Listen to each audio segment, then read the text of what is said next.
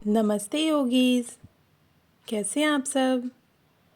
तो आज की इस वीडियो में हम करने वाले हैं जल नीति क्रिया का अभ्यास।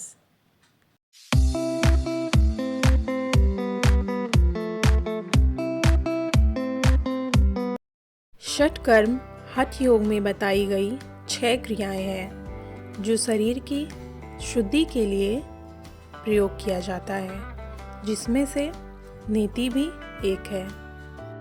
नीति 5 तरह की होती है: जल नीति, शूद्र नीति, दुग्ध नीति, घृत नीति एवं तेल नीति। आज हम करेंगे जल नीति। मौसम के बदलाव के कारण कुछ लोगों को गर्म या ठंडा मौसम होने पे नाक बंद होने की समस्या होती है। तो अगर नियमित रूप से जल नीति का अभ्यास करें तो काफ़ी लाभदायक है। यह क्रिया आप बैठकर भी कर सकते हैं और जिनको घुटने में प्रॉब्लम हो या हाई बीपी हो या बैठकर नहीं कर सकते तो वो खड़े होकर भी कर सकते हैं। तो सबसे पहले हम जान लेते हैं कि इस क्रिया को करने के साथ कौन कौन सी सावधानियां बरतने की ज़रूरत है। आप जल नीति करने के लिए जिस पॉट का इस्तेमाल करते हैं या फिर जो भी पानी आप यूज़ करते हैं, तो ध्यान रखें उसमें किसी भी प्रकार का कोई बैक्टीरिया ना हो, नहीं तो वो नेज़ल ट्रैक में अपना ठिकाना बनाकर गंभीर बीमारी का कारण बन सकते हैं।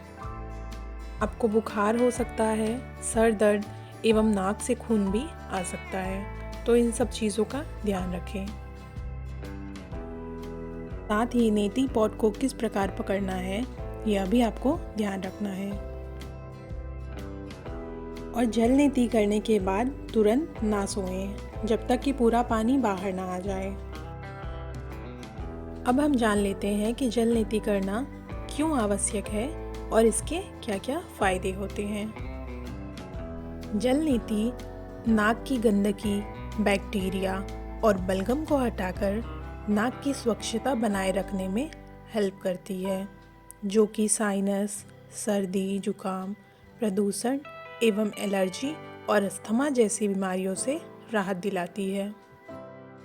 इसके अलावा नर्वस सिस्टम पर भी इसका काफ़ी प्रभाव पड़ता है, जिसके कारण दिमाग शांत रहता है, तनाव दूर होता है एवं क्रोध और चिड़चिड़ापन भी दूर करता है। साथ ही जो लोग अनिद्रा से ग्रस्त हैं, यानी जिनको नींद अच्छी नहीं आती है, उन्हें भी जल नीति का अभ्यास ज़रूर करना चाहिए।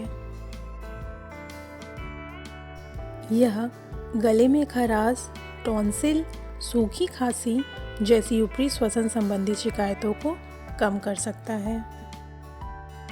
यह साइनसाइटिस एवं माइग्रेन के हमलों को कम करने में मदद करता है। यह पेट के लिए भी बेहतर माना जाता है एवं इससे पाचन क्रिया एवं डाइजेशन भी बेहतर किया जा सकता है। साथ ही जल नीति करने से चेहरे में ग्लो आता है और बाल को गिरने से भी रोकता है। अब जान लेते हैं कि जल नीति करने के लिए हमें कौन कौन सी सामग्री की आवश्यकता होती है।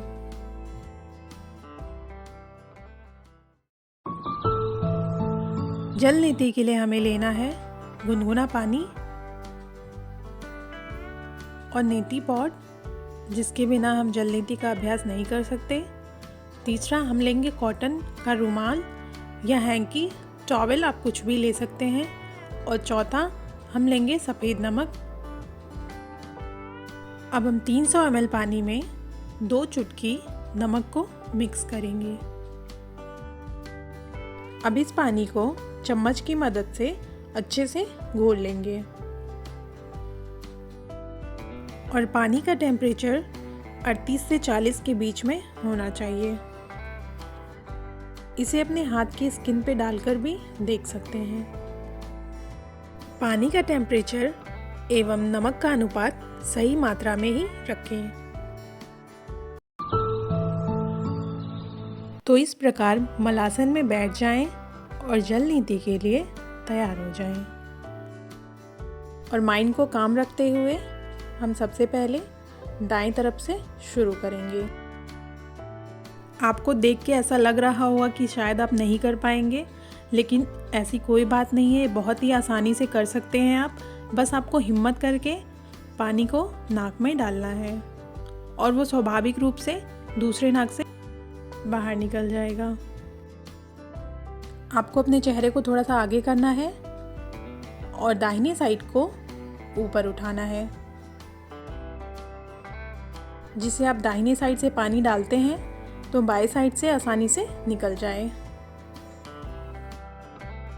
और सांस लेने के लिए आपको मुंह खुला रखना है, आपको मुंह से ही सांस लेना है। आप देख सकते हैं इस तरह आसानी से आप पहली बार में ही कर सकते हैं। इस प्रकार एक्स्ट्रा पानी को निकल जाने दें। जब हम नाक में पानी को डालते हैं तो हमें एक अलग सा फील आता है। तो जब हम इस नमक वाले पानी का इस्तेमाल करते हैं तो हमें किसी भी तरह का दर्द, जलन ऐसा कुछ भी नहीं होता है। अब सेम यही प्रक्रिया दूसरे साइड से भी करेंगे, यानी कि बाएं साइड से पानी डालेंगे और दाएं साइड से बाहर निकलेगा। और सांस लेने के लिए मुंह को खोले रखना है। अब माइंड को काम रखते हुए जिस तरह आपने दाएं साइड से किया था उसी तरह नेति पॉट से बाएं साइड से पानी डालेंगे और सर को थोड़ा सा आगे करेंगे और बाएं साइड को थोड़ा सा ऊपर उठाएंगे और पानी को डालेंगे। इस तरह धीरे धीरे पानी को डालें और दाहिनी साइड से पानी को निकलने दें। अपने दाईं हाथ को कोहनी से मोड़ते हुए बाएं पैर के तरफ रखना है। अब इस प्रकार हमारा अभ्यास पूरा हुआ। जल नीति हम सुबह खाली पेट कर सकते हैं। अब एक्स्ट्रा पानी को कॉटन की हैंकी से पोंछ लें, उसे बाहर निकालें। जल नीति का अभ्यास करने के बाद कपालभाति 5 मिनट तक अवश्य करें, जिससे जितना भी एक्स्ट्रा पानी है वो सब बाहर निकल जाए। जब भी आप पहली बार जल नीति करें तो किसी योग गुरु या किसी एक्सपर्ट के देखरेख में ही करें। अब इस प्रकार कॉटन की हैंकी से एक्स्ट्रा पानी को पोंछ लें।